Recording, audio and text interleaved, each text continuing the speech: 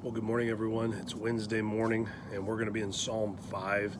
And I really feel like this is a fitting psalm for us this morning, as many of us are trying to figure out exactly what we're going to do, how we're going to approach life, and there's just so much going sideways in our day that we might attempt to make things right or to see things be right by our words or by our own actions, but I think that if we'll look at Psalm 5, we'll see that we don't need to do that.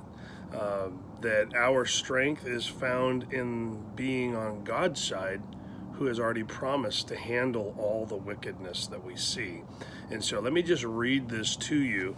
It's a Psalm of David, Psalm number 5, and really just listen to how God feels about the wicked. And if you think you can't stand what wickedness is doing to our world, imagine perfect frustration, anger, wrath towards those things, and understand that He has all power to handle it. So listen to what he says. He says, "Give ear to my words, O Lord.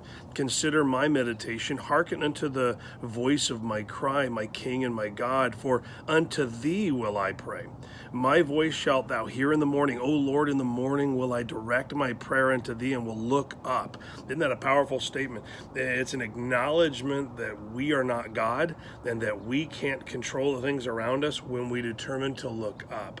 And I believe that most believers today only glance up every once in a while. But David here is talking about looking up to the Lord every single day, not just as a statement from his mouth. Oh yeah, of course I trust the Lord. No, he is actually looking up to the Lord in an effort to connect with his God, who he trusts. It goes on. It says in verse number 4, "For thou art not a God that hath pleasure in wickedness, neither shall evil dwell with thee. The foolish shall not stand in thy sight. Thou hatest the workers of iniquity. Thou shalt destroy them that speak leasing. The Lord will abhor the bloody and deceitful man." God is keeping track. He knows what's going on. He hasn't missed a beat. He hasn't missed a single thing. He's on top of it all, and he hates it all. He hates all the wickedness. Verse number 7, it says, "But as for me," listen to this, "I will come into thy house in the multitude of thy mercy. And in thy fear will I worship toward the holy temple, thy holy temple. Lead me, O Lord, in thy righteousness because of mine enemies.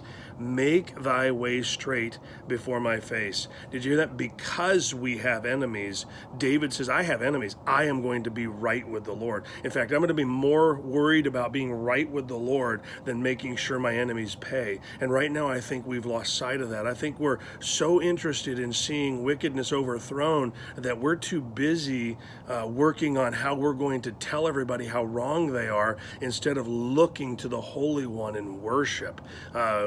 Worship is what draws the attention of the Lord and directs strength, not our complaints and not our attempts to make people pay for what they've done wrong. We don't have, number one, righteous, full understanding to even make people pay. We need to be focused on worshiping the Lord and making him known.